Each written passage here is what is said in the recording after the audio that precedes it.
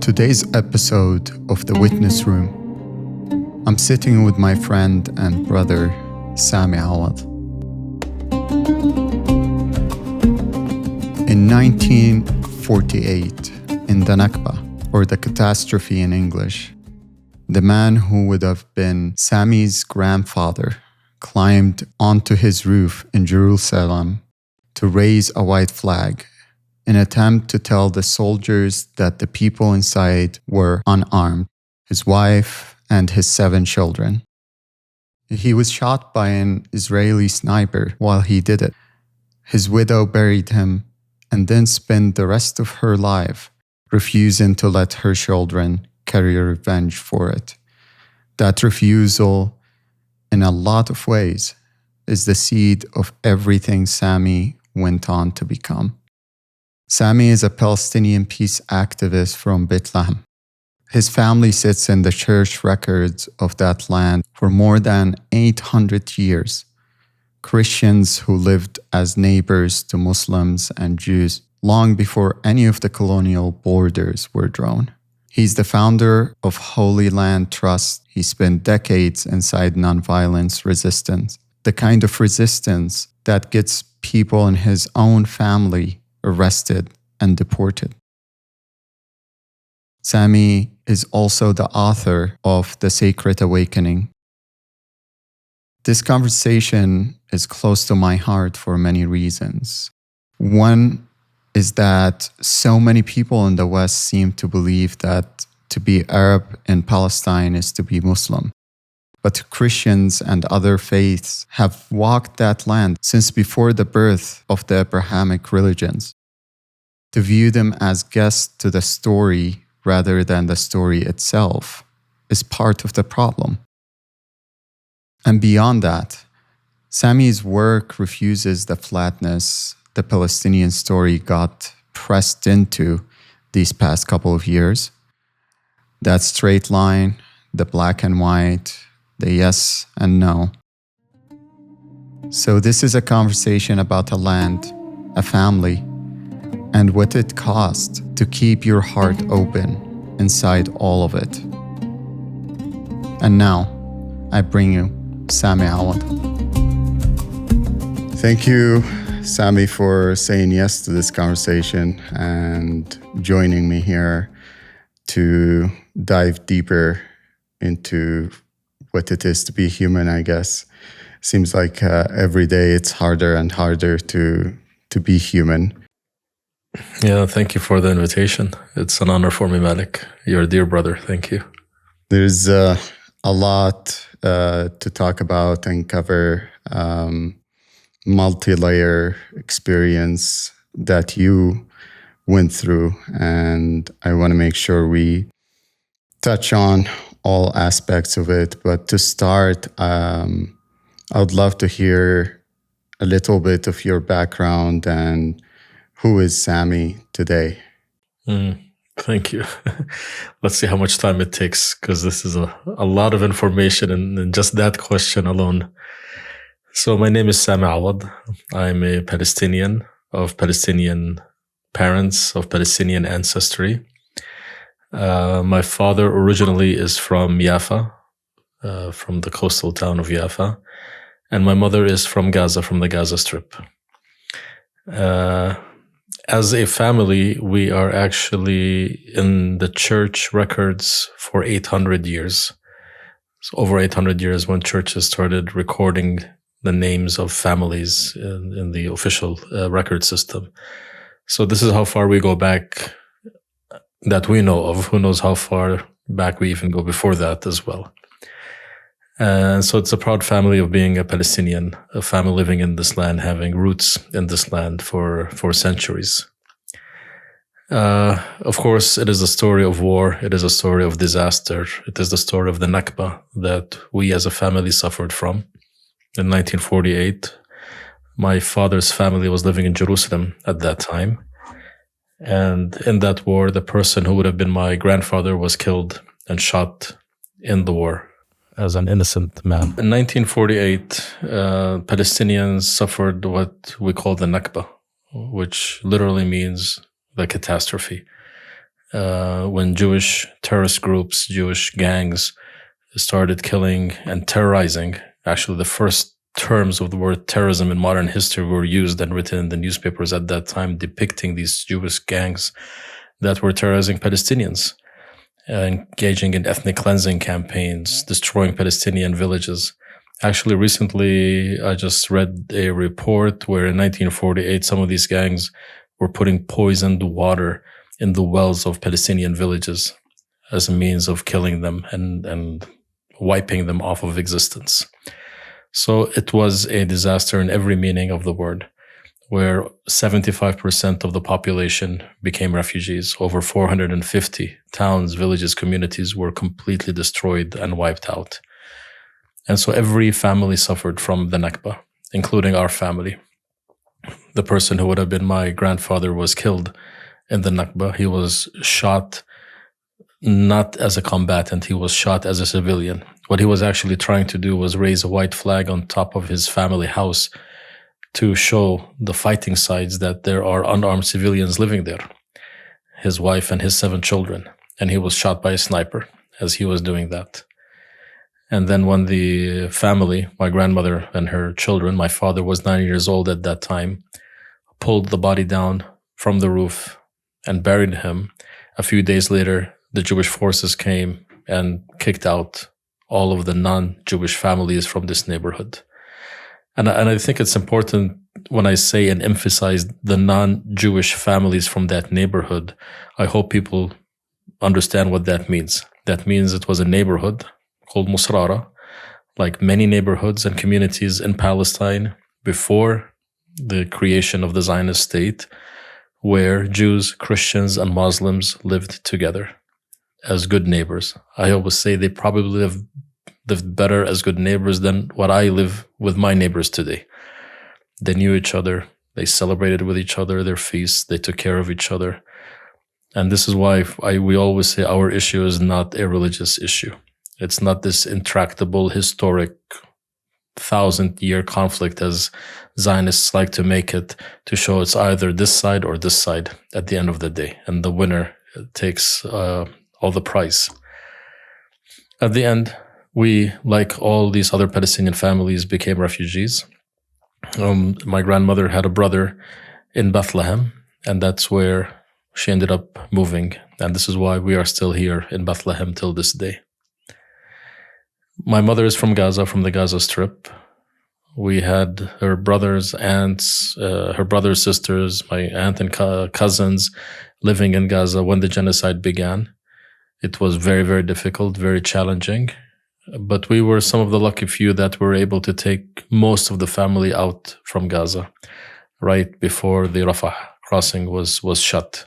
And we still have distant families that are living in Gaza until this day. And so when we talk about the Nakba, it is the Nakba that my father's family experienced in 1948, and the Nakba that continued and continued and continued. And a major expression of that Nakba is what happened in the genocide that we're facing. This is why when we as Palestinians say the Nakba doesn't end, we really literally mean it. Not as a symbolic issue, not as a issue to victimize ourselves.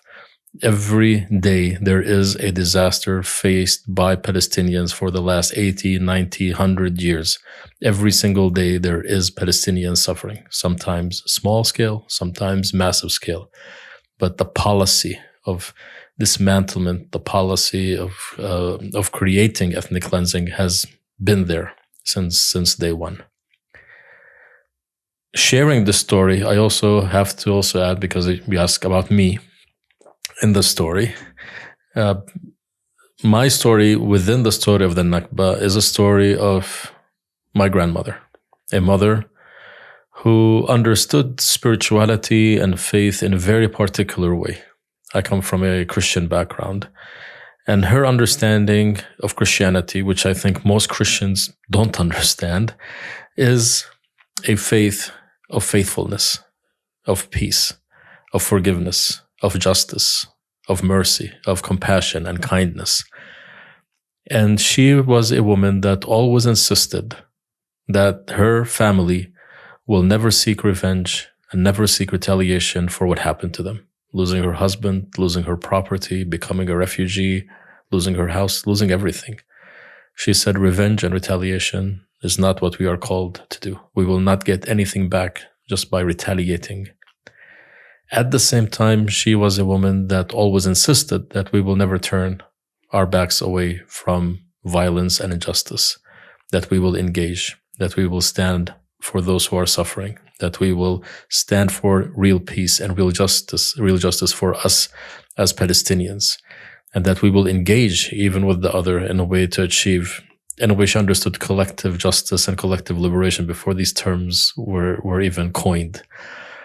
And so I grew up in a family that had sort of this both waves of the reality of injustice and occupation that we were facing every day as Palestinians, and the second, a call for peace, for justice, even with those who are doing this to us. And it was a struggle for me. I remember as a 9-year-old child actually arguing with my father. How dare you ask us to make peace with them, and look what they're doing to us, what they were doing to us as a family.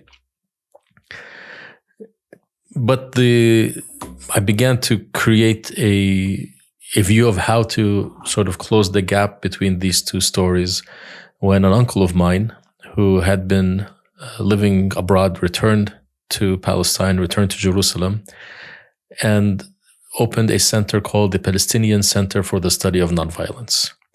He had studied Gandhi and the liberation movement in India, Martin Luther King and the civil rights movement in the US, the history of Palestinian engagement in nonviolence that goes back as far as the British Mandate. And he said, as Palestinians, we have the right to self-determination, we have the right to resistance, and there is a tool called nonviolent resistance that is embedded in our culture as Palestinians. Let us also engage in that.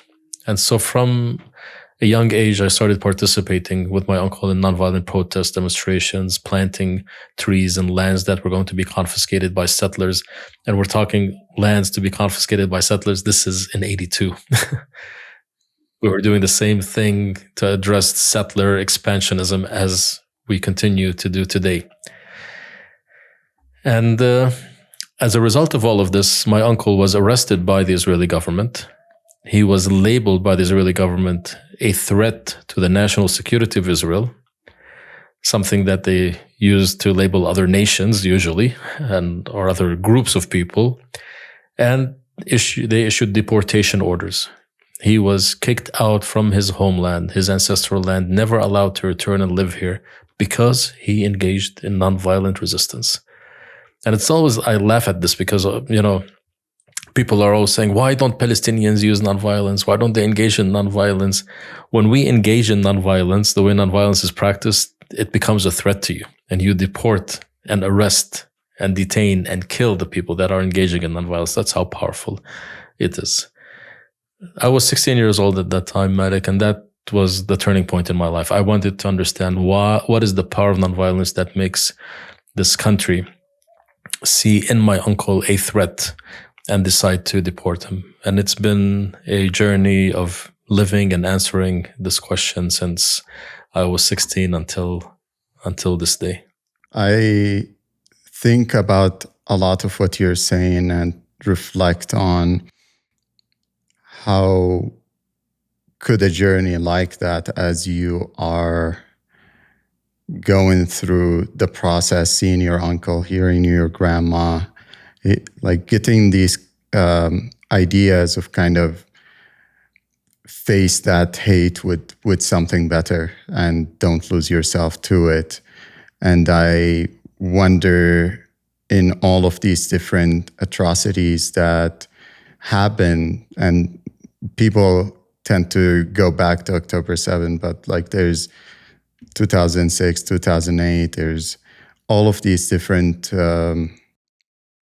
I won't call them wars, but there are atrocities, and there are a lot of people, even when people marched and tried to do it peacefully, it still got killed and kidnapped and taken over. And I wonder, as you navigate your own inner world of like, this is kind of the mission I'm walking and the path I'm creating, and I want to continue walking this. How did all of that, as things get worse, as things happen around you, how do you stay anchored in it? And like, I think October 7 was one of the worst that in my lifetime I've witnessed.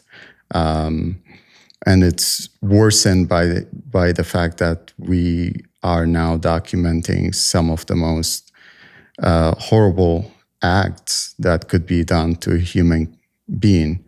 How do you anchor yourself in it? What kind of changes in your own inner world that happens as these things happen around you? Yeah, good question. I think October 7th, and of course everything that came after October 7th was a wake-up call for us.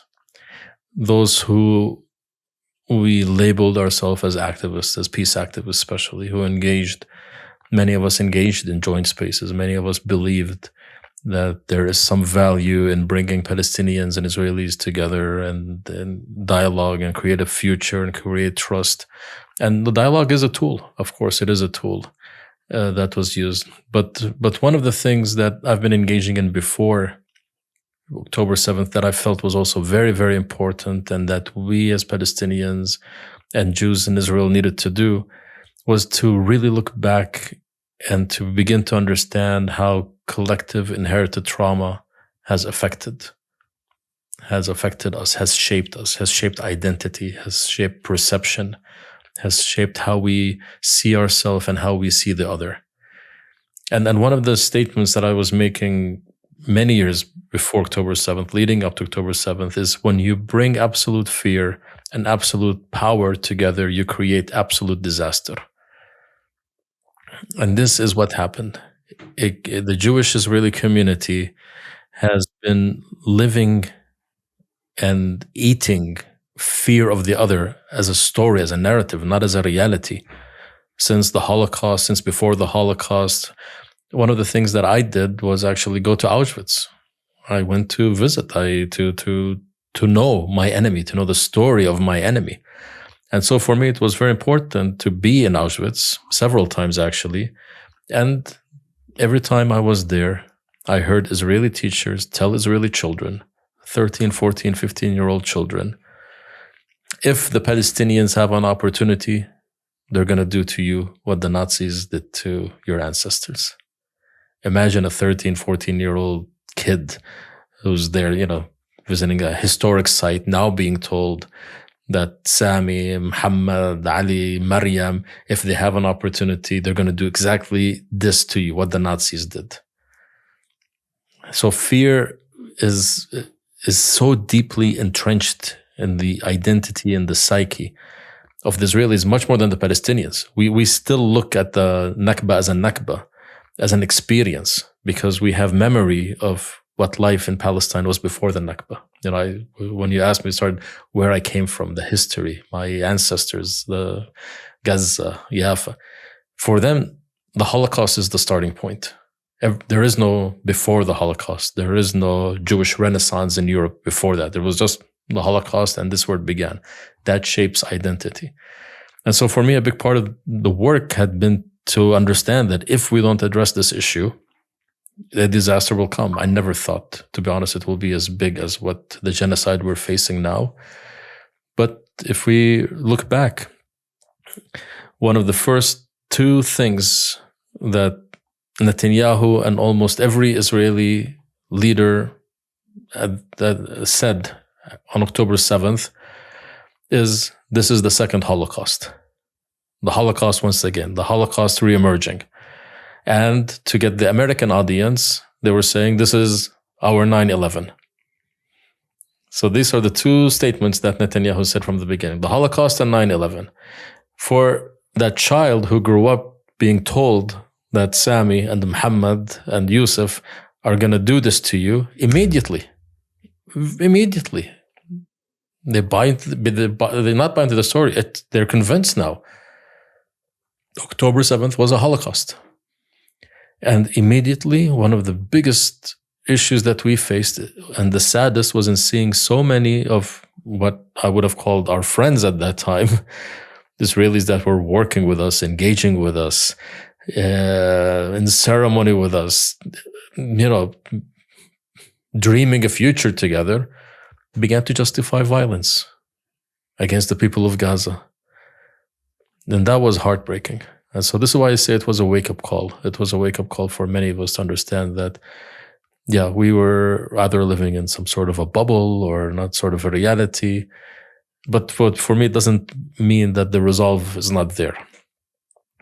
And for me, actually, what it allowed to happen is to realign myself, to focus more, and to understand that part of the spiritual path that all of us who are engaging in spirituality and conscious work need to engage in, and this became so clear to me, is that we have to stand strong against the forces of empire and the forces of violence. That these are issues that cannot be bypassed, and that resistance actually is part of spiritual practice as well. The question is, what heart are you doing it? So it's not about non-resisting. Are we doing it from a heart of deep consciousness, of love, of understanding, of compassion, but also clear resistance? Or are we doing it from a heart of fear and hatred towards the other, and having that energy be what leads my resistance? And so for me, we are called to resist systems and structures of oppression and violence. That is absolutely no doubt. And that has made my resolve even much stronger than any time before.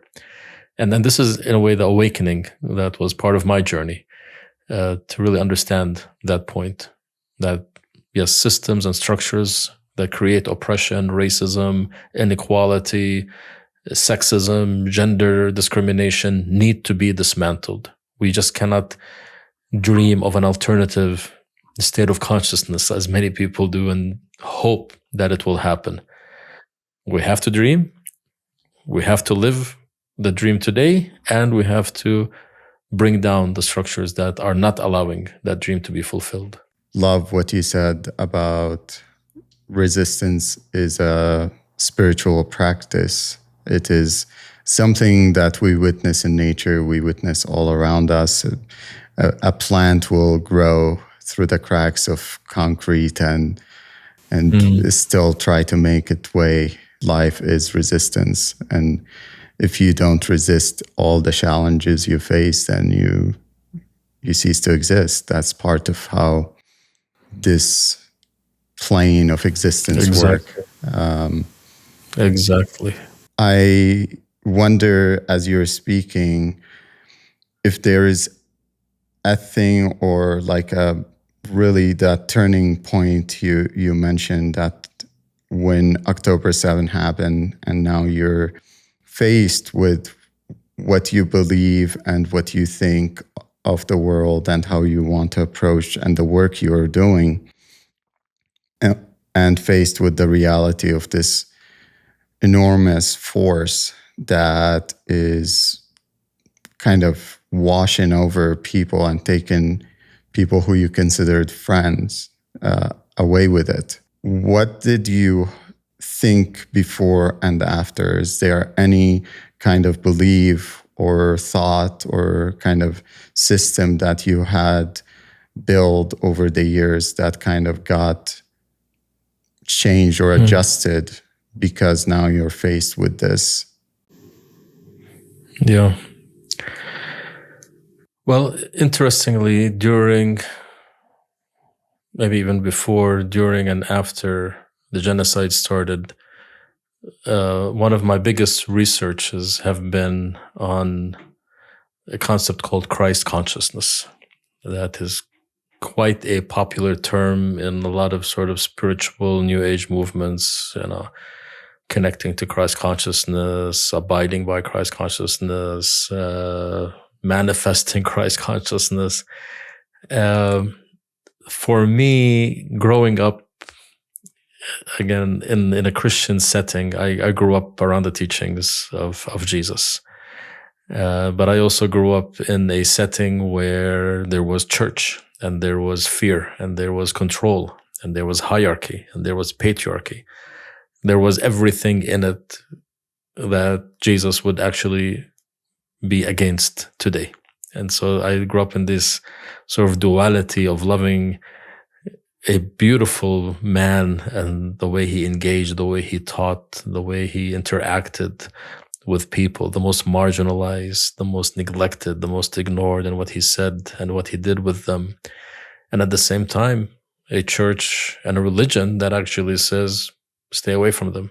You know, it's the us versus them. It is the believer and the sinner. It is who is in and who is out. And at one point in my life, some years ago, I made a decision that I had to choose one or the other. I couldn't live the lie of both. And I chose to follow Jesus, not as the savior, not as the Christian image of him, but as a teacher who taught amazing teachings. And I wanted to learn the teachings himself. That's what he spent most of his time in. And for me, what I realized more and more is that the work and life of Jesus was nothing to do with salvation and nothing to do with believing in him so that you will have life after death. It was about consciousness. It was about shifting consciousness. He was always engaging in something called the kingdom of God is at hand. The kingdom of God is here and now. The kingdom of God is within you. Let your kingdom come today as it is in heaven. So all of this language that he was preaching every day was about manifesting something, manifesting a consciousness that he called kingdom, that is embedded in love and compassion and care and justice and equality and deep compassion for the environment, for everything. That's the way he lived. He actually manifested that life in him. And in that, he challenged what I call the prevailing consciousness, a consciousness that has been part of our human discourse for thousands of years, that is embedded in hierarchy and patriarchy and separation and division and the us versus them and fear and all of these things that we live and claim it to be. This is what human nature is all about. So for me, I understood the teachings of Jesus as the struggle between the prevailing consciousness and he called it kingdom consciousness, but we could call it the beloved community, the global consciousness, the universal consciousness. And the most important point to your question is this understanding that what he did was he resisted the systems and the structures that kept reinforcing the prevailing consciousness in his community, which was the religious leaders and the political leaders of his time. And this is something again and again that was this wake-up call for me, that how far off track we have gone in whatever we want to call it, spirituality, new age movement, this westernite approaches of looking in how indigenous communities live their life and westernizing it in the medicine fields and in the shamanic field and distorting it completely. And even realizing, Malak, that the prevailing consciousness of what, let's say, call it patriarchy, is so strong that if there is a movement that challenges that consciousness, the prevailing consciousness does one of two things to it. It either destroys it, and this is what we have seen done to many prophetic voices in history. This is why Jesus was killed, because he was challenging in the deepest way the prevailing consciousness by creating an alternative to it. Or if they don't destroy it, they try to incorporate it into the system itself, make it part of the system. And this is why we get churches and we get religion. So we couldn't destroy the teachings of Jesus. We killed the man. We couldn't destroy the teachings. So let's make it part of the system of patriarchy and hierarchy and fear and domination. That's how powerful it is. And so when I look into the reality of life today, yes, Palestine is facing unprecedented, unacceptable violence that again, I say I never ever thought in my life I will see. And at the same time, I connected to this is what the prevailing consciousness does when it's pushed. It destroys. It destroys. It is completely manipulative and embedded in fear. And even, I will use this word because Jesus used it, it becomes evil. Evil means has lost every sensitivity to humanity, to connecting to humanity. That there is a deep understanding that what I'm doing is actually violent and manipulative, and I will still do it. It's not something wrong. It's something evil that is happening. But this is exposing our humanity in a way. And I'm not saying, the Palestinians are the sacrifice for the world to mirror this world. But it's been happening around the world in different parts. And so for me, yes, this is a wake-up call for many of us around the world, what's happening here. And to understand that this is who we are today in our humanity. And until we wake up and say enough is enough, until we step out of fear of what systems of patriarchy and capitalism and these alleged, what they call Western democracies will do to us, which are so suppressive, and we stand and resist and fight, this will continue. This will continue. So for me, yes, my wake-up call is moving fully into resistance, fully into activism. And what Jesus did, like what the act that Jesus did that actually caused him to be arrested and crucified for a crime was when he did the thing that nobody expected, which is going into the temple, into the belly of the beast, as we say it, and turn the tables over on those who were the political and economic elite of his time. And so the question to me becomes, when are we going to do that? When are we going to do that? And it's not for the Palestinians to do that. It is for people in the West to do that. It is even for Israelis to do that, for Jews to do that. Judaism as a religion of compassion and justice and mercy. When are Jews going to turn the table over on Zionism and say enough of what you have done to us, not even to the Palestinians? I agree with that. And as you were speaking, I was thinking of the irony of how instead of following the message, we follow the messenger. We worship the messenger. Instead of putting value on the message that we receive and the teachings that we receive, we put the weight on the messenger, and then we idolize the messenger and worship the messenger. I think you mentioned that also in your book. You talked about you choose, instead of worshiping Jesus, you choose to look at his message and take that and adopt and believe in the message itself and what was his act and what he was trying to tell us. And in that, I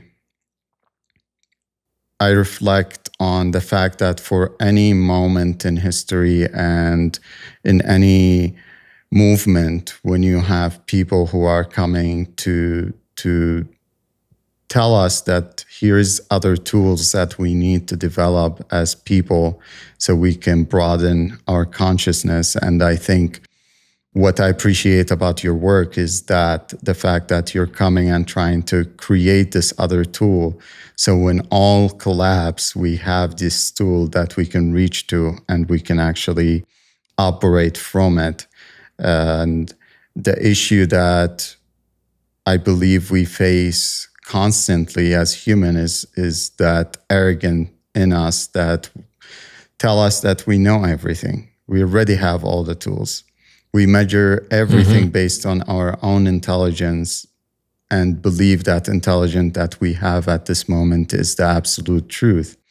It's like deciding that all animals are not intelligent because they can't speak the language or they can't communicate in the way we communicate, rather than reflecting on the fact that we are not using the right measurement to look at them. We just decide for them that this is what we believe.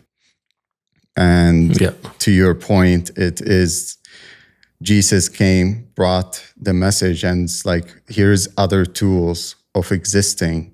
Here's other way of looking at this. Here's other possibilities and opportunities to live together. But I would say the world wasn't prepared in the right way to receive that, because they didn't have the tools, and we still don't have the tools to fully comprehend what does that even mean. Because whenever someone like that comes and in the small or big way and say, oh, let's look at these other tools, can we create something else? We just don't give them the chance to move further. In the case of your uncle, in the case of like all the people, Martin Luther King, all the movements that we got to witness and document in our history is just that repeating stuff. Yeah.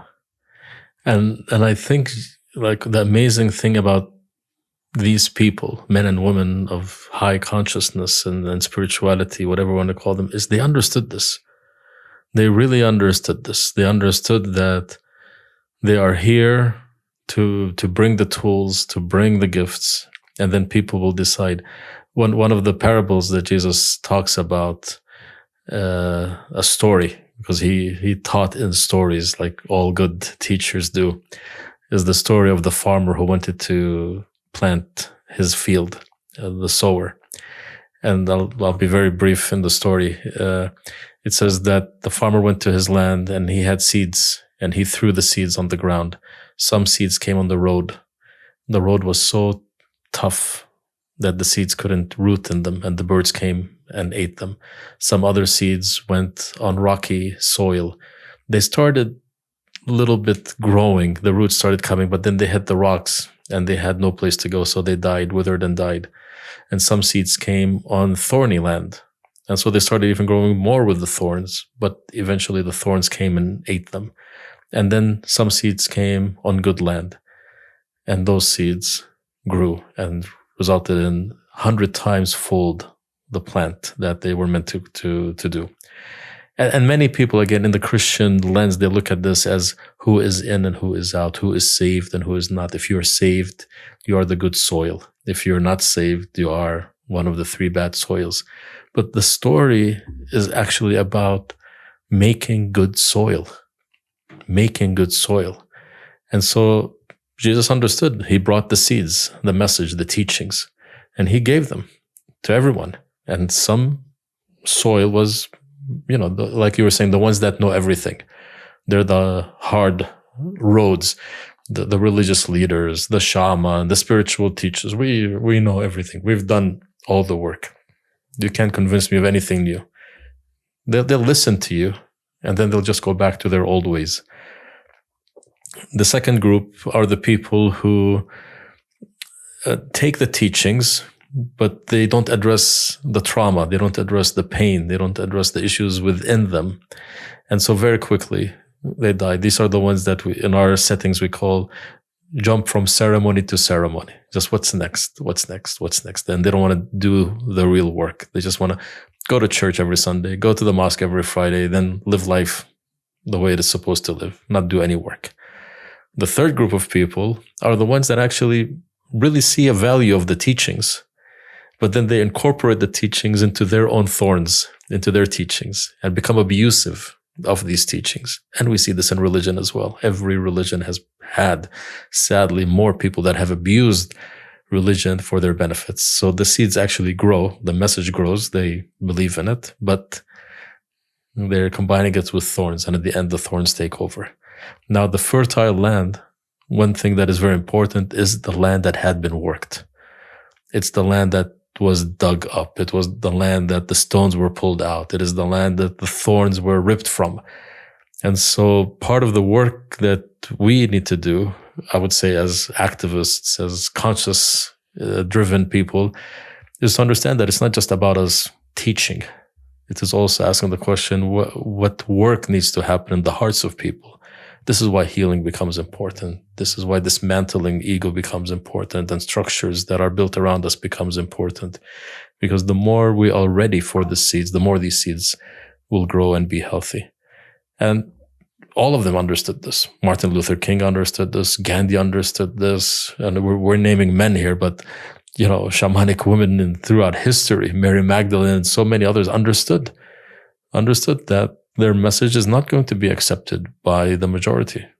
Yeah. And there are way more nameless people throughout history that delivered messages that we still carry every day. And exactly. We don't get to know what it took for them to get the message across to us today.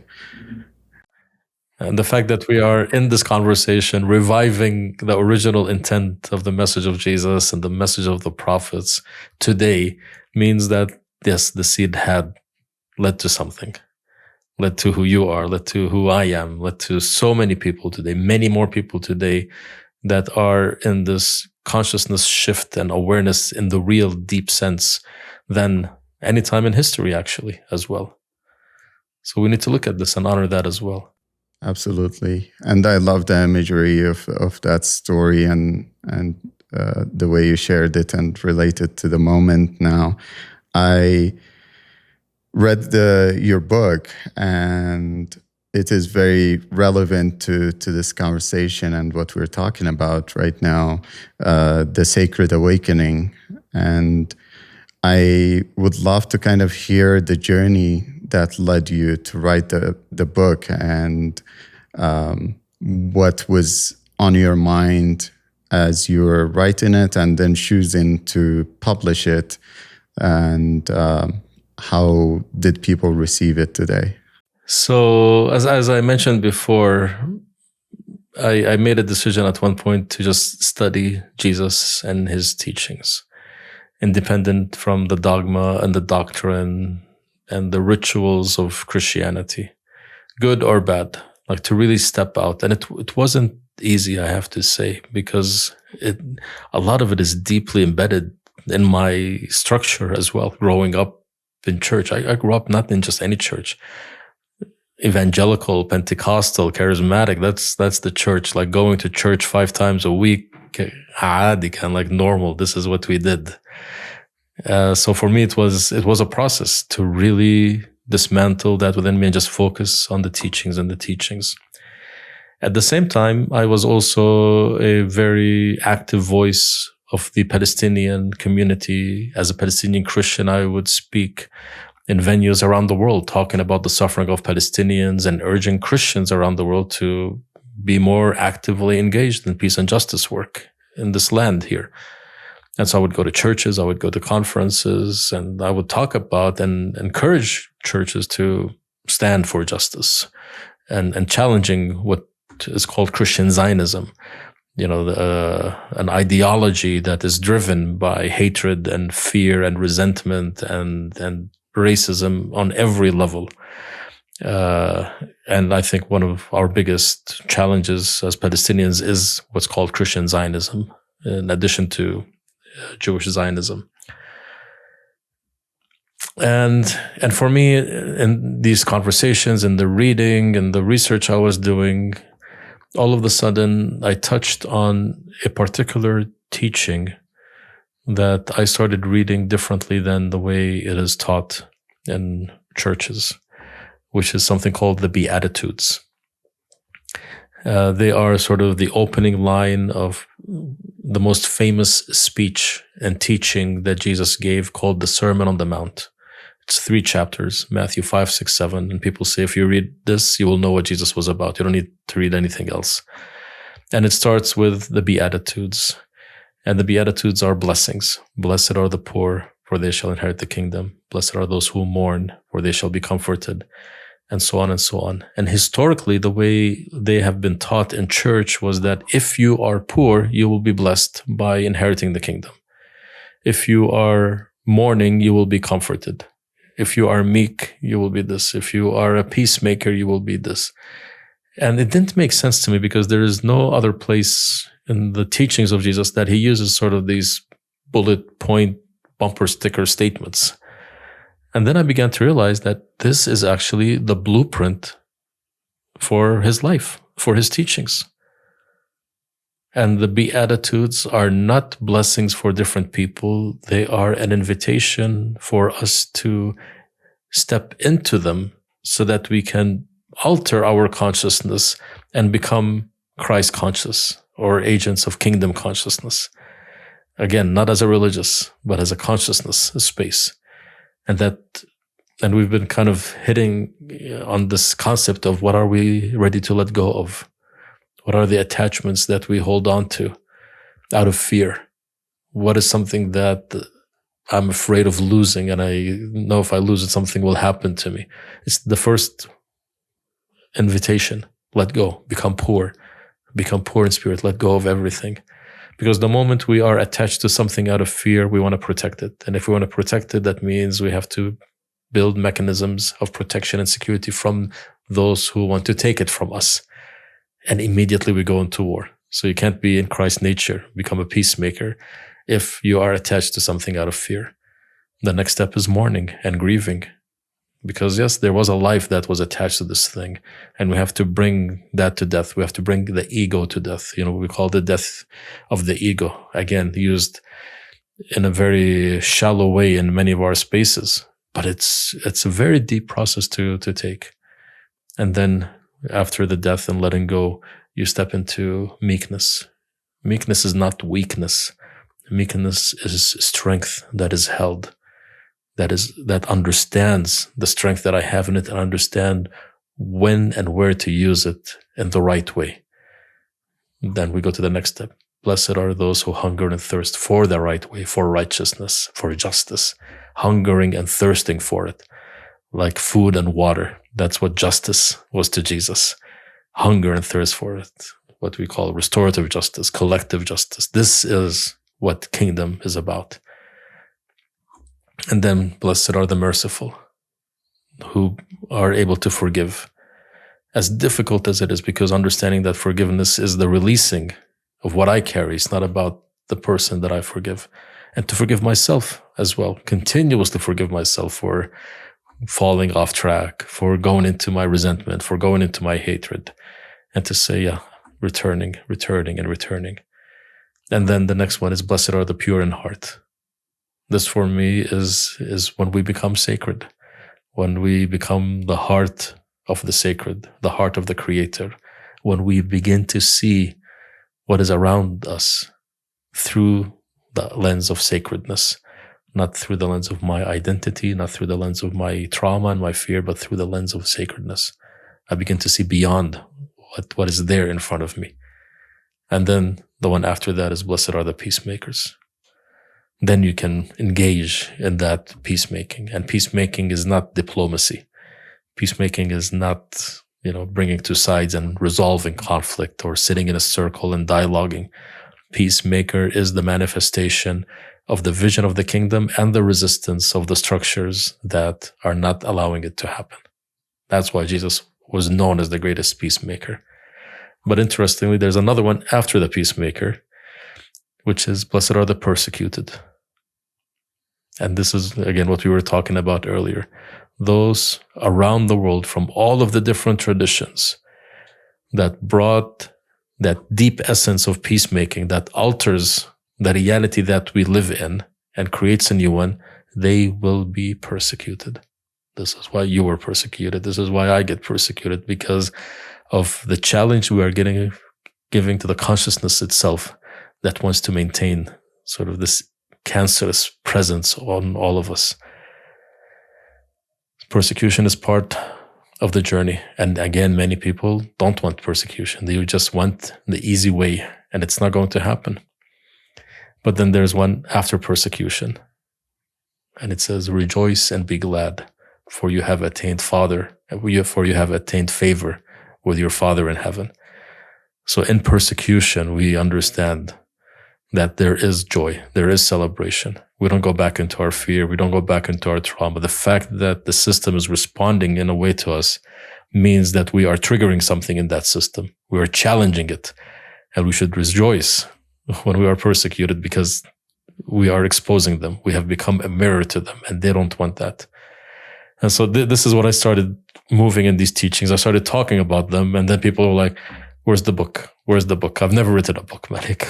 Never. It took me years to even just sit and, talk about the agony and the internal struggle of writing.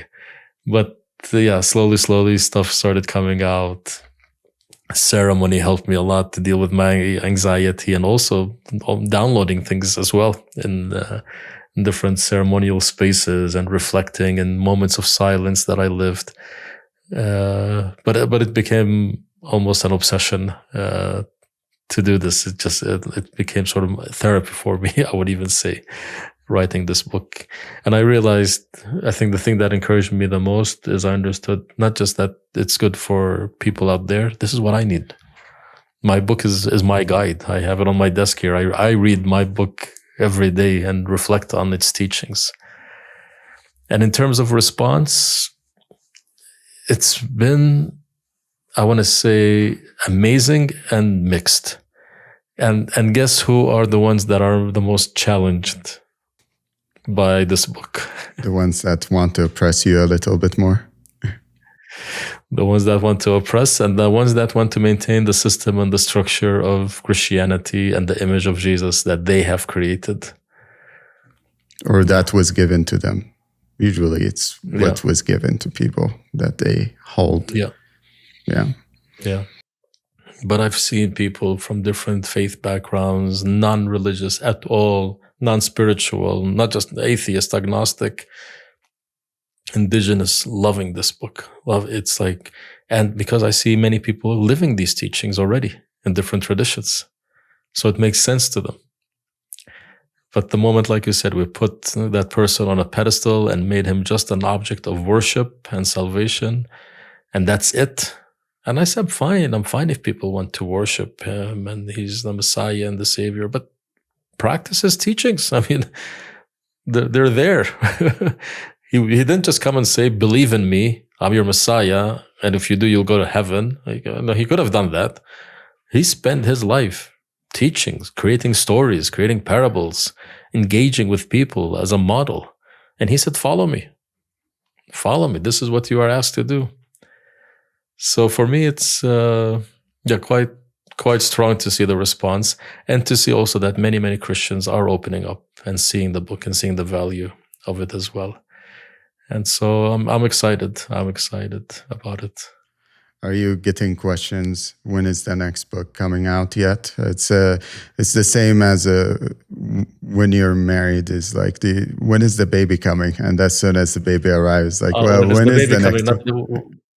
I thought, when is the next wife coming? You're gonna say when it comes to marriage. Yeah, it just it keeps going. Honestly, I think it's incredible book and highly recommended. I gifted a couple of friends copies of it, and I get that question also a lot of like, when is the book coming? And it's like, when it's time for it to come.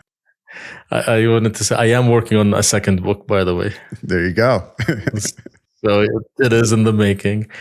And the book for me is still looking at Jesus as a model, but addressing, I think, one of the deepest issues that we are not able to address at this time in our humanity, which is manhood and masculinity.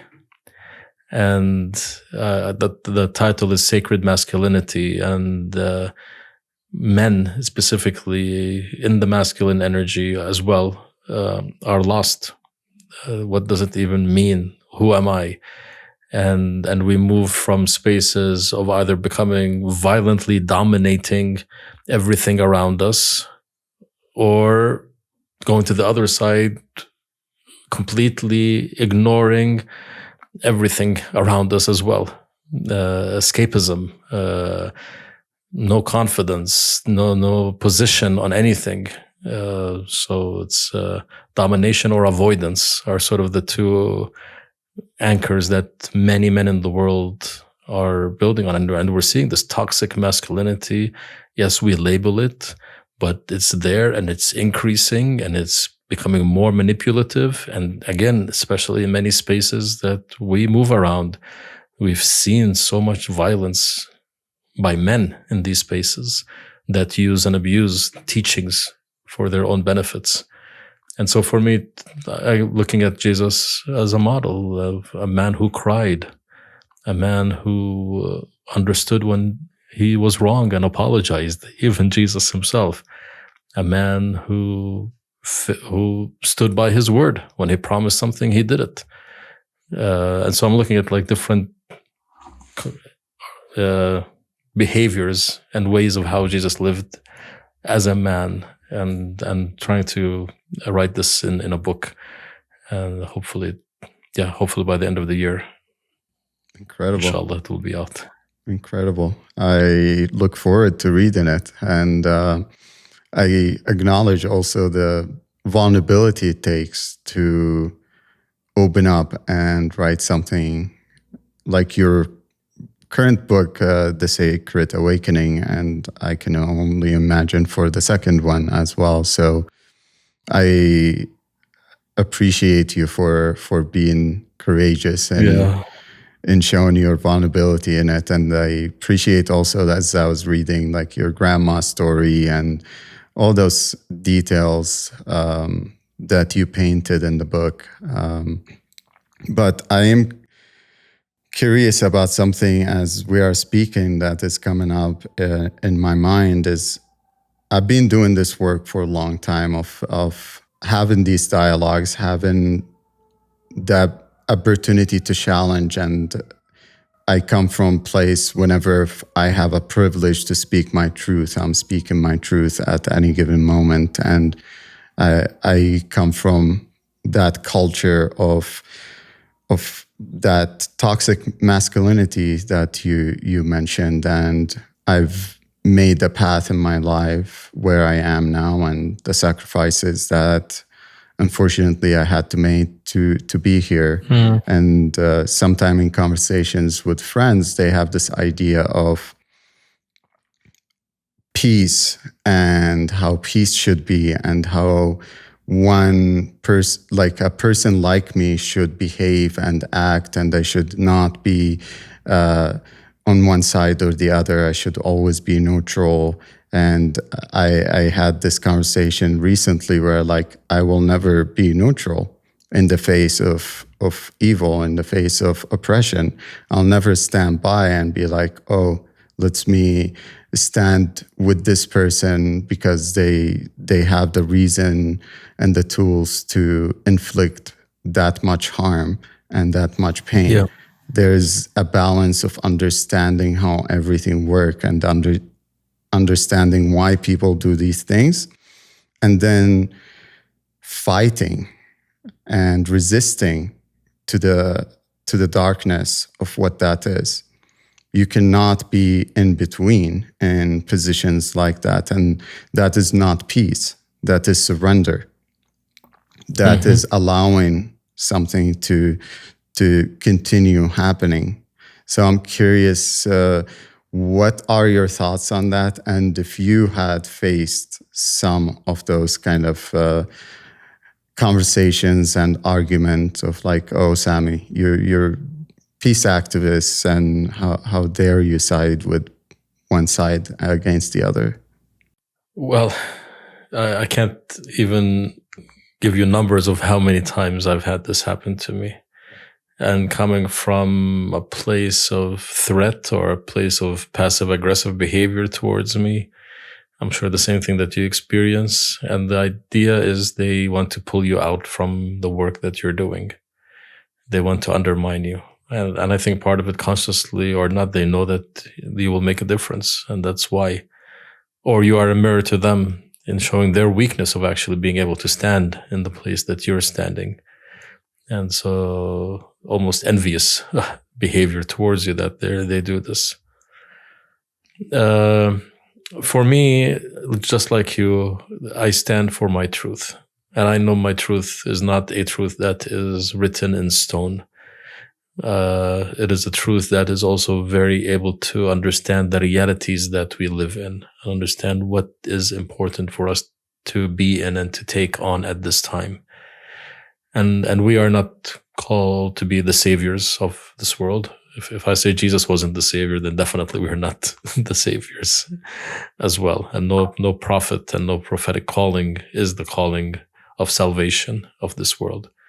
But we are to do what we do and what we can. And for me, I think a big part of my journey, as I said recently, I woke up in an awakening.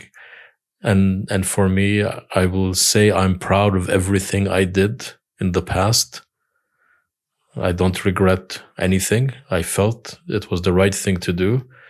But then when the reality shifted around me, and I saw also, as I said, the reaction of how many Israelis abandoned ship so fast, that I said, okay, it's not about abandoning the notion of peace or justice. It's not about picking up arms. It's about reframing my centeredness around, okay, what do I do with this now? What do I do with that heart now? And a big part all of a sudden felt a deep yearning to reconnect with my own people, with my tribe, with Palestinians, what it means to be Palestinians. People that I spoke on behalf, people that I assumed I knew what I was doing for their sake. All of a sudden, like, wow, I miss that. And these are the people that are in need now. This is where suffering is. And again, if we look to Jesus as the model, he went to the most vulnerable, to the most hurt, not as charity, as solidarity, as being there with them. The ones that were the untouchable, the sick, the leopards, he went to them and he touched them. And this is what we are called to do. And this is why, again, the notion of peacemaking has to completely shift, because peacemaking is the concept that we've taken from the peace of the Roman Empire, Pax Romana, which is about politics and power and economics and stability for the sake of economic and political growth. That's not what peacemaking is about. So my peacemaking is not about a political solution. My peacemaking is being with the most vulnerable, being with the most needy, building them up, empowering them, and resisting the systems and the structures that are marginalizing them, putting them on the fringes, pushing them aside. So I don't know if we should even still call it peacemaking or not. But at the end, like, what we say in this famous line, which is liberating the oppressor and the oppressed from the oppression. It's a much deeper statement than just to say it as a slogan. Liberating those from, privilege, liberating those from status, and to understand that what they think is status is their prison as well. What they think is their privilege is their prison. And they're going to reject. They're going to reject, people who are living the good life. They're going to reject everything. They're going to reject their liberation. But I think it's our calling. Our resistance to that structure is because we believe in the collective at the end, in the greater, in the global, in the universal. And that's why we do the work that we do. It's not about just Palestine and Israel or Ukraine and Russia. Because the moment we just end it as a situation in that particular area, it will reignite itself in this area in a different way. The cycle continues. And so when we say the cycle of violence, it's the cycle of the consciousness of violence that we have to also challenge. And I think this is what we need now in the world. These are the voices. And again, I will say, are ready to face persecution and ready to face rejection. You faced it from your family, you faced it from your friends for what you believe in. But look at you now. Yeah. You needed this. Yeah. You needed I to step agree with out that. of this and to be here and to be present and to be the man that you are and the work that you do and the message that you carry. Maybe that rejection is actually what many of us need to launch into our authentic self, as painful as it is. I think there's always sacrifices to be made, and that's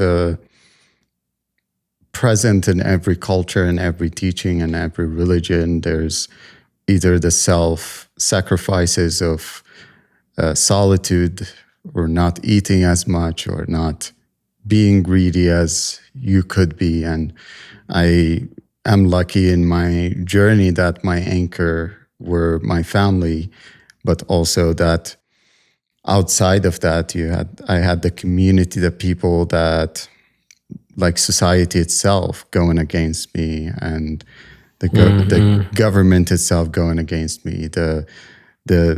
Every force that is outside of that family container was pushing against this. Oh, why do you want to change this? This is working. This is great. This is great for me. Why don't you just stay in line and walk the path that we told you to walk? And I believe it's important for every human to come to term with discomfort and sacrifice. We don't gain much through comfort. There's levels of us, that there's layers and parts of ourselves that we lose because we choose comfort. And the more we do that, the less of ourself we will have. And as we walk this path, if we just continue to look for what's comfortable, what doesn't bother anyone or challenge anyone, it doesn't create this tension, then I'll just walk that path. And gradually you sacrifice your moral, your values, your humanity for the sake of that comfort. And that's where we are today. The majority of people walk in that path of like, oh, I just need to go to work and get home and go hang out with friends over the weekend. I don't need to talk about Palestine or Sudan or any other place. It's far away. It's not here. It's not happening to me. And that comfort is part of the issue. I'm going to shift gear a little bit here because I do want to talk about how we met as I worked in the psychedelic industry. And as I was planning my first ceremony, ayahuasca ceremony for Arab, I had many people was like, "Have you heard of Sami Awad? You should connect to Sami." And we didn't really get to connect until the psychedelic conference here in Denver a few years ago. And we got to kind of understand each other's work, and I appreciate a lot of what you're doing in that. And I remember your speech at the conference, and then not long after that, October 7 happened. And we had this conversation of like, what part of that speech that you would have changed today with what you've learned from October 7th and forward? I think for me, well, what's coming to my mind as the biggest lesson is, especially in this work that we do when it comes to plant medicines, is the integration work. And this is something that many, many people just ignore or undermine, and they're not ready to do the work. And I think this is the thing that I do regret the most in the work that we did in that space, that we did not put the right amount of time and energy in the integration. If to go back to the story of the farmer, one of the things that I talk about when I share the story is that the land that was tilted, the land that was clean, is the land that you begin to see the rocks in it. You begin to feel the thorns in it. And sometimes we stop just at the end of the ceremony, which shows us what is possible in the ceremony itself. But then the integration is actually doing the work. That the healing is what happens in the integration. And this is something that I feel is a big missing. That's when we go and see, wow, now I could see the rocks. Now I could see my trauma points. So what is the work that I need to do now? So the speech that I gave at this conference was about a research that we did in bringing Israelis and Palestinians together to partake in the ceremony of ayahuasca. And the intention was to use it as a space where the invitation is to address the collective traumas that are embedded in both of our identity groups. If it's the Holocaust and centuries of discrimination against the Jewish community, if it's the Nakba and also our centuries of being under different rules from the Ottomans to whoever it is, to the Jordanians, to the British, and of course, the Nakba and everything that has come after that. And how that collective trauma shapes us, how it shapes us personally and collectively as well, and how the cycle of feeding, we feed into the collective and the collective feeds into us. And the opportunity is to take the medicine to create a space where we understand this and acknowledge this and see this. And so the first half was on the past. The second half of the ceremonies, because we were there for over a week, was on the future. So we took medicine twice, and the second was for what is the future that comes to us, the vision of the future. And it was amazing. In the space, in the time, in the activity, in the ceremonies, it was very, very deep, very profound. It exceeded all expectations, to be honest. Maybe it was even much more than what we could handle. This is why maybe the integration even was more difficult, because it created momentarily a deep understanding amongst us, the participants, of how we have allowed this story of the past to lead us, and how the moment we liberate ourselves from it,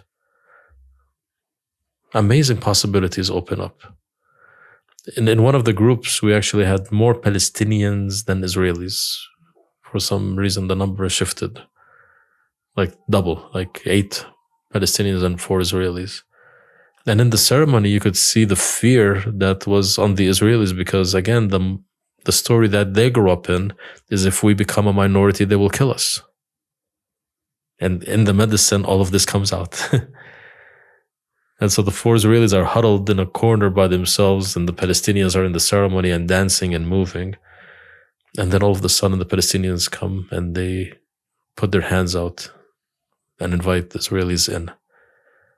And that was such a turning point for them. Again, like we say this as, yeah, whatever.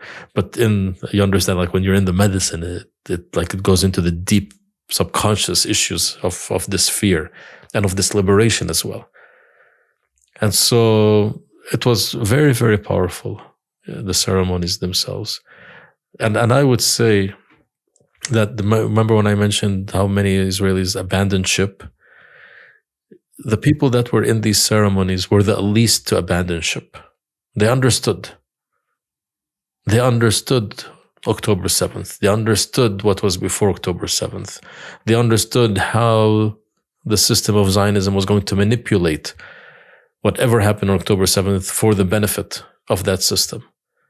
I had one participant call me October 8th, and this is before the dust even settled, not even knowing what the outcome of October 7th was. He called me and he said, Sami, I want you to know I'm really sorry for what we're going to do to you. And if you never ever want to talk to me again, I understand. So as people were abandoning ship, this guy was saying, I'm sorry for what we're going to do to you. He understood what I was mentioning, absolute fear and absolute power is going to create absolute disaster. And he understood that from the ceremony itself. So there is value. There is value in this.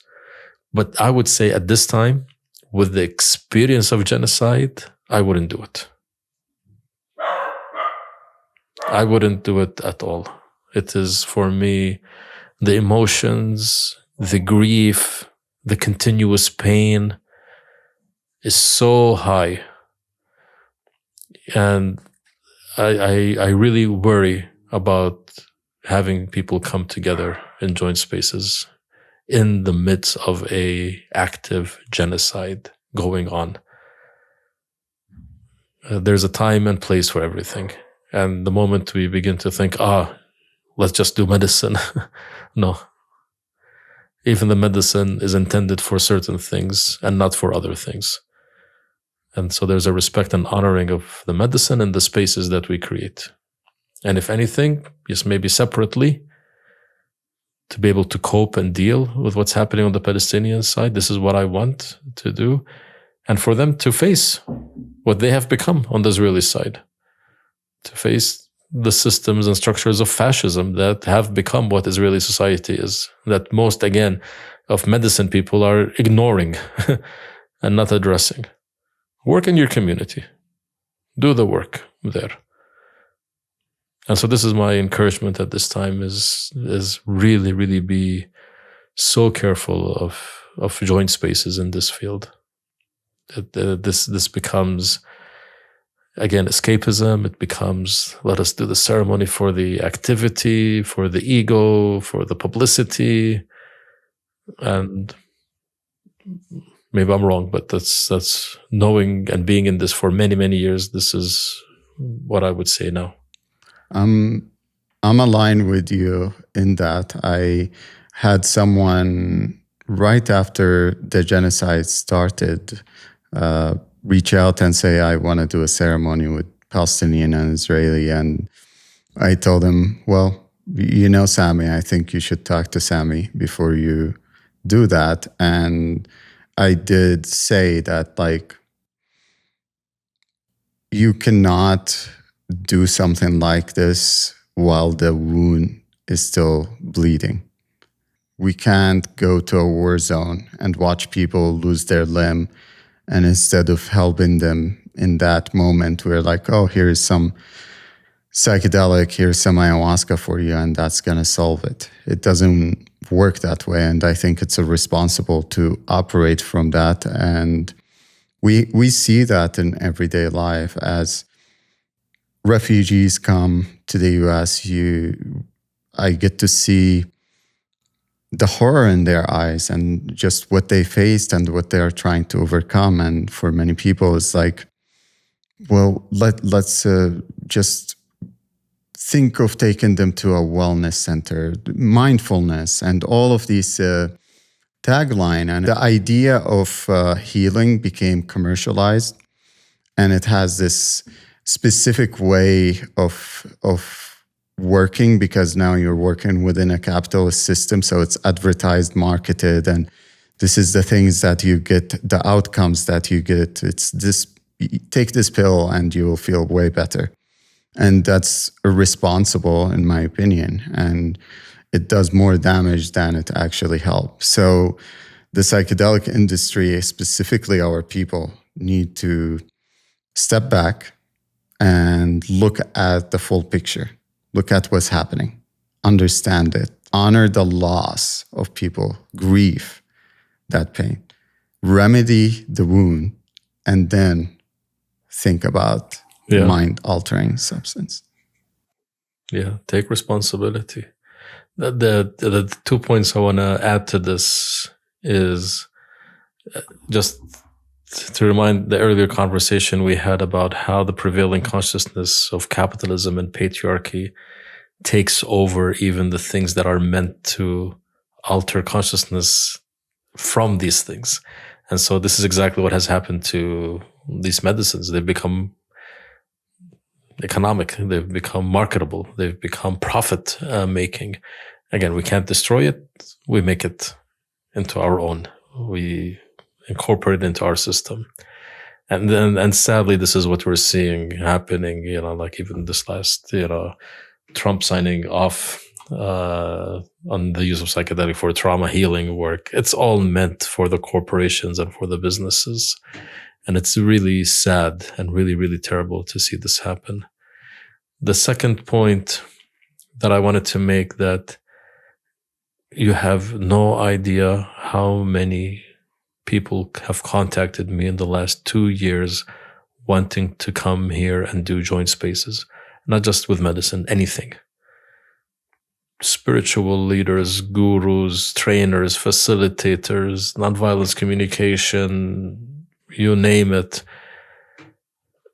From out of the blue, people who have never stepped foot in this land, people who have never even met a Palestinian, and all of a sudden they have the calling. They have the calling to do something here. How do you respond to it? Like, I don't even know how to even react to this. People who have never even been in a conflict or a war zone. They're saying, we want to take 40 Palestinians from 40 Israelis to a retreat center in Ecuador and do, meditation and connecting and triads and sharing circles. And of course, they want to raise $500 million to do that. It's like I don't even know, the arrogance of these, and again, sadly, white people from these circles that 2 years after the genocide wake up to say, I want to do something now. And it's not even stopping the genocide or condemning the genocide or labeling the genocide as genocide, but because there's an ego thing for them. There's money that might be coming to this. There's reputation.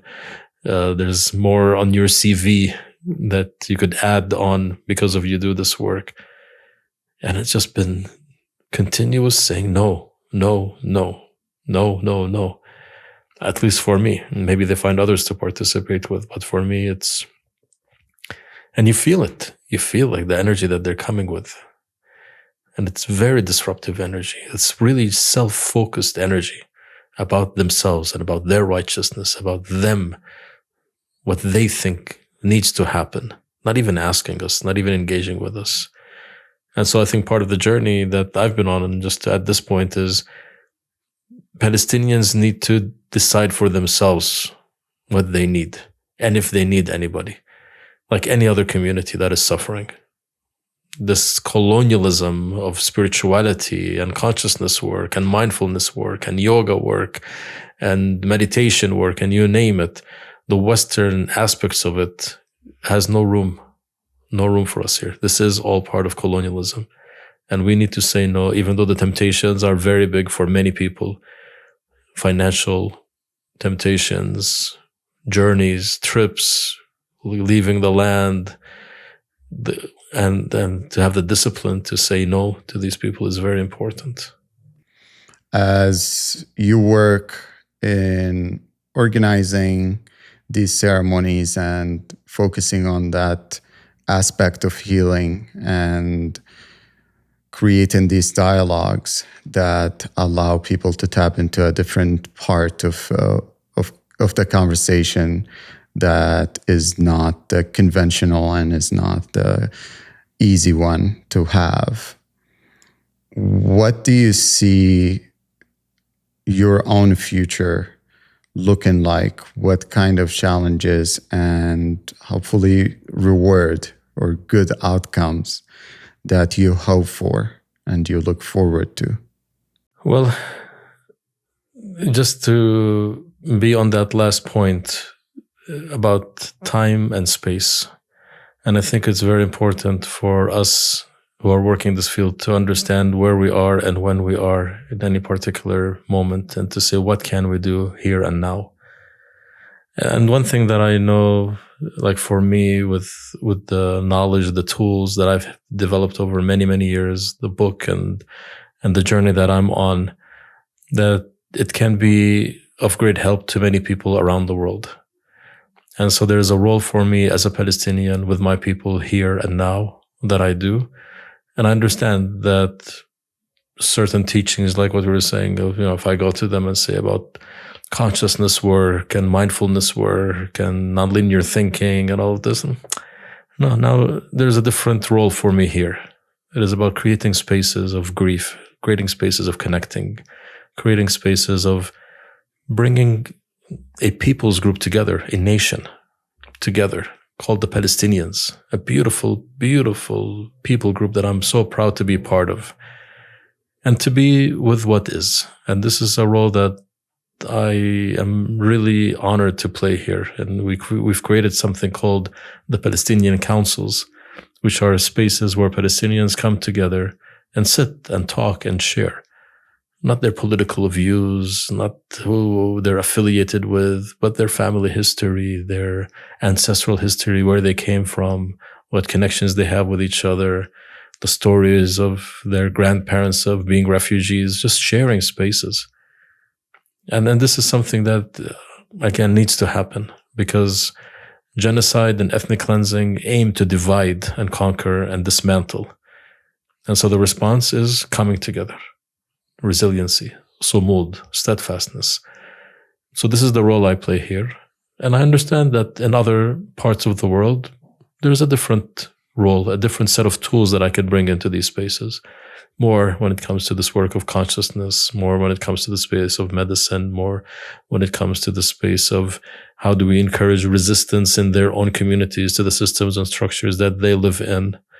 Because maybe now we cannot engage in resistance here today, but other people can engage in resistance, and they should. And so in a way, our calling is to be present wherever we are in that consciousness to how we could support and serve. And I think it's for me and for you the same path that we are on. And not to say this is my tools and this is the only thing and that's what the world needs. It doesn't work. It doesn't work like that. I think of the journey for myself and my existence is I'm just gonna adapt to what this environment is. There's no shape or form that I know what I should be or I will be. I am organic being and I live in an organic world, and the way things move aren't as linear as we think they are. And we tend to kind of believe and hold on to this control.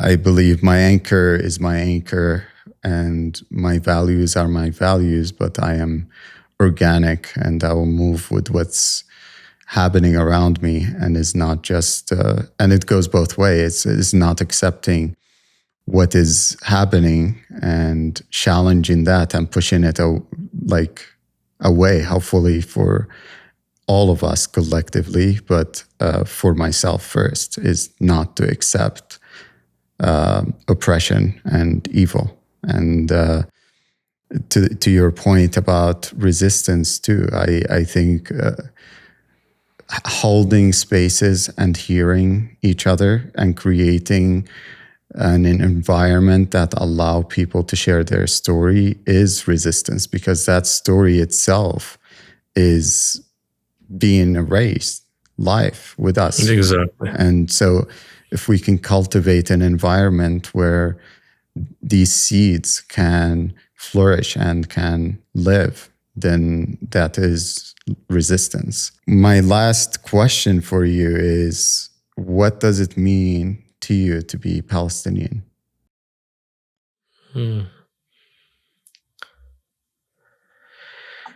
Well, for me, being Palestinian, I want to say means everything and nothing at the same time.